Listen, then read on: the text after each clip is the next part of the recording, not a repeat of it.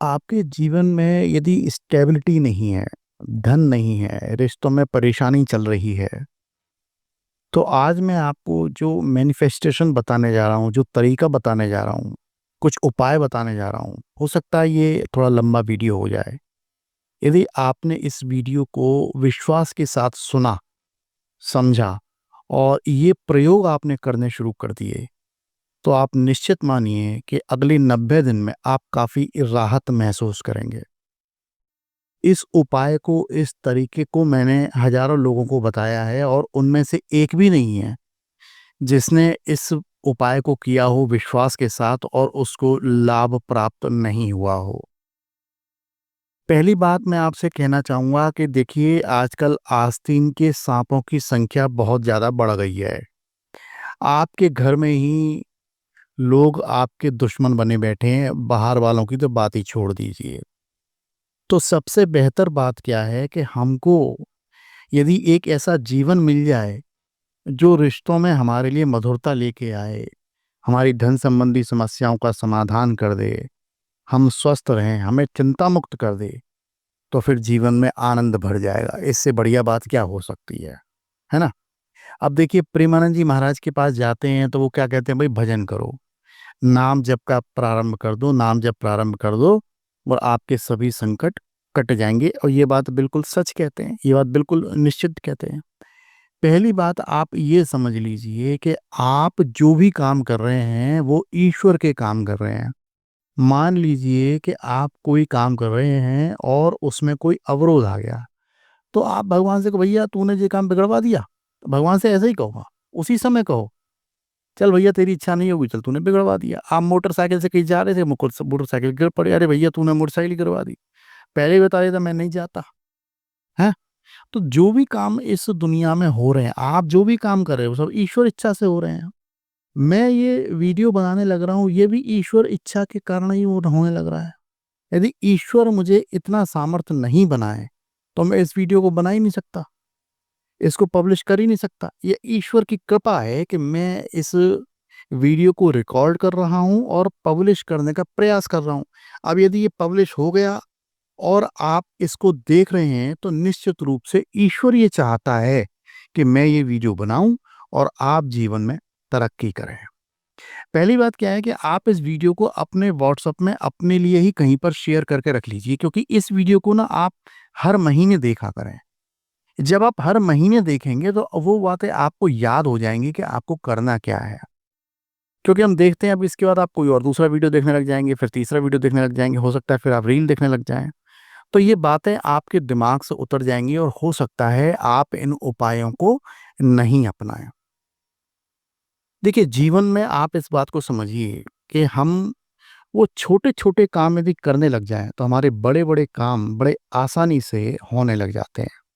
अब वो छोटा काम क्या है? सबसे छोटा काम ये है कि आप पूरे साल का एक पंचांग ले लीजिए और उस पंचांग में देखिए कि अमावस कब-कब पड़ रही है। एक कैलेंडर में उस पर लाल गोला बना लीजिए कि अमावस इस दिन पड़ रही है। अब अमावस महत्वपूर्ण क्यों है, इसको समझिए। अमावस उस दिन पड़ती है जिस दिन सूर्य और चंद्रमा की युति होती है। आप जितने भी देवताओं के नाम सुनते हैं, उन देवताओं में सिर्फ आप सूर्य और चंद्रमा के ही दर्शन कर पाते हैं। और ये दोनों जब एक भाव में आकर बैठ जाते हैं, एक साथ आकर बैठ जाते हैं, तो ये ज़्यादा प्रभावशाली हो जाते हैं। भाई चंद्रमा के पास रोशनी किसकी है? सूर्य की रोशनी है। और जिसकी रोशनी है उसके पास ही आकर चंद्रमा बैठ गया, है ना? तो क्या हुआ? अमावस आ गई और ये प्रभाव में वृद्धि हो गई, इन दोनों ग्रहों के प्रभाव में वृद्धि हो गई। तो इसलिए अमावस वाले दिन जब आप दान पुण्य करते हो, कोई पूजा पाठ करते हो, स्नान करते हो गंगा आदि नदियों में, तो इसका प्रभाव आपके जीवन पर पॉजिटिव ज़्यादा पड़ता है। मैं तो ये चाहूँगा कि आप साल भर में 2-3 अमावस ऐसी कर लो जिसमें आप पुराने अपने जूते-चप्पल कहीं चौराहे पे जाके फेंक आओ। घर से गए, पुराने जूते-चप्पल पहन के गए और चौराहे पे गए और वहीं पर छोड़ आए, अमावस वाले दिन, और लौट के चले आए, पैर धोए और नई चप्पल, नए जूते आपने घर में आके पहन लिए। ये छोटा-सा टोटका इतना ज़्यादा प्रभावशाली है कि आपकी जितनी भी मुसीबतें हैं, वो सब आप चौराहे पे धीरे धीरे धीरे धीरे करके छोड़े आते हैं। जितनी भी नेगेटिविटी, जितनी भी नज़र वगैरह आपके ऊपर चढ़ गई, वो सब जाके छोड़े आते हैं। आप चप्पल पहनिए, जूते पहनिए, रगड़ कर पहनिए, और जब वो लगे कि हाँ जी पुरानी सी होने लग गई है, अमावस का इंतजार कीजिए। हर महीने अमावस आती है, साल भर में 12 अमावस आती हैं। अमावस को पहनिए और किसी भी चौराहे पर जाकर, किसी भी नदी किनारे जाकर उस चप्पल जूते को छोड़े आइए, नंगे पैर घर आइए और नए जूते चप्पल पहन लीजिए। पहला उपाय तो ये है। दूसरा उपाय क्या है? दूसरा उपाय ये है कि अमावस के जस्ट बाद अगले दिन आती है पड़वा। एक डायरी पेन ले लीजिए और 3-3 दिन के स्लॉट बना लीजिए। पड़वा, दूज और तृतीया, यानी पहला, दूसरा, तीसरा, फिर चौथा, पांचवा, छठवां, फिर सातवां, आठवां, नौवां, फिर 10वां, 11वां, 12वां, फिर 13वां, 14वां, 15वां। अब 15वें दिन पूर्णिमा पड़ेगी, क्योंकि मावस से आपने शुरू किया था, मावस के बाद प्रतिपदा थी। तो मावस के बाद जो प्रतिपदा पड़ी, इसको बोलते हैं हम शुक्ल पक्ष की प्रतिपदा। शुक्ल पक्ष की प्रतिपदा को जो सूर्यदेव उदय होते हैं, इससे पहले आपको उठ जाना है। ये जो सूर्योदय होगा, इसके आपको दर्शन अवश्य करने हैं। और एक बात का आपको ध्यान रखना है कि आप जो सांसें लेते हैं, जो आप सांस लेते हैं, वो आपको लेफ्ट नासिका से लेनी है। लेफ्ट नासिका से आप जो सांस लेते हैं ना, देखिए मुंह से लेते हैं और नाक से भी लेते हैं। तो नाक से लेना शुरू करें, मुंह से ना लें, और लेफ्ट नासिका से लें। इसको हम बोलते हैं चंद्र स्वर। जब आप सूर्योदय के समय लेफ्ट नासिका से सांस लेते हैं, बारंबार लेते हैं, तो आपके दिन आपके पक्ष में आने शुरू हो जाते हैं। और ये कोई टोटका नहीं है, ये नियम है। आप करके देखिएगा इस बात को कि जब मावस निकले और अगले दिन जब प्रतिपदा हो, तो आप देखिएगा कि पड़वा वाले दिन, प्रतिपदा वाले दिन जब सूर्योदय हो रहा है, तो आपकी किस नासिका से सांस निकल रही है? क्या राइट नासिका से निकल रही है? यदि राइट नासिका से निकल रही है, तो आप निश्चित रूप से प्रतिकूल समय का सामना कर रहे हैं। ये बात निश्चित है, ये आपकी सांसें ही आपको बता रही हैं। इसमें कोई जांचने परखने वाली बातें नहीं है, ये प्रामाणिक बातें हैं, है ना? तो जब सीधे नासिका से आपकी सांस निकल रही है, मावस के दूसरे दिन जो प्रतिपदा है, यानी शुक्ल पक्ष की प्रतिपदा को निकल रही है, तो समय प्रतिकूल चल रहा है आपका। तो इसको अनुकूल बनाने के लिए क्या करेंगे? हम अपनी लेफ्ट नासिका से श्वास लेना का प्रारंभ कर देंगे। आप बिल्कुल देखिए, सांसों का एक विज्ञान है, और ये मैं अभी सिखाने बैठ जाऊंगा तो ये वीडियो बहुत लंबा बन जाएगा, बहुत बड़ा बन जाएगा। तो अभी मैं शॉर्ट में ही बता रहा हूँ। तो आप क्या करिए, राइट नासिका में रुई लगा लीजिए, या उसको अपनी उंगली से बंद कर लीजिए दबा के। तो राइट नासिका बंद हो गई, तो आपकी लेफ्ट से ही सांसें आएंगी जाएंगी, तो आपका वो स्वर चलने लग जाएगा। ऐसा कब तक करना है? ऐसा आपको 3 दिन के सूर्योदय के समय पे करना है, यानी पहला, दूसरा, तीसरा। ये चंद्र स्वर हो गया। फिर चौथा, पांचवा, छठवां, इसके सूर्योदय के समय आपको राइट नासिका से सांस लेनी है। जस्ट अपोजिट हो गया, आपने लेफ्ट को बंद कर लिया और राइट से सांस लेनी शुरू कर दी। उसके बाद आएगा 7, 8, 9। 7, 8, 9 में आपको क्या करना है? 7, 8, 9 में आपको लेफ्ट नासिका से सांस लेनी है।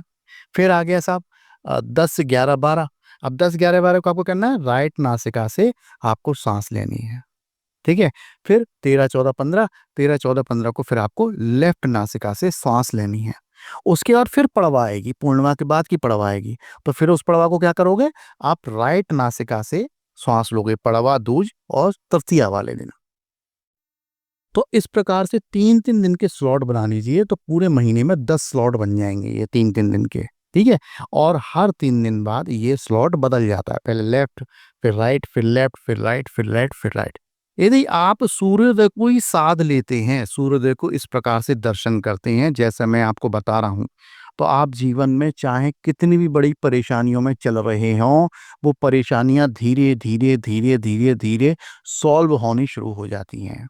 बस शर्त सिर्फ इतनी सी है कि जो मैं आपको ये उपाय बता रहा हूं, इस उपाय का ढिंढोरा मत पीटिएगा दुनिया में, क्योंकि पता नहीं कौन किस मंशा से आपके साथ बैठा हुआ है, मुझे नहीं पता। और वो आपके मन में कौन सा बीज डाल दे, मुझे नहीं पता।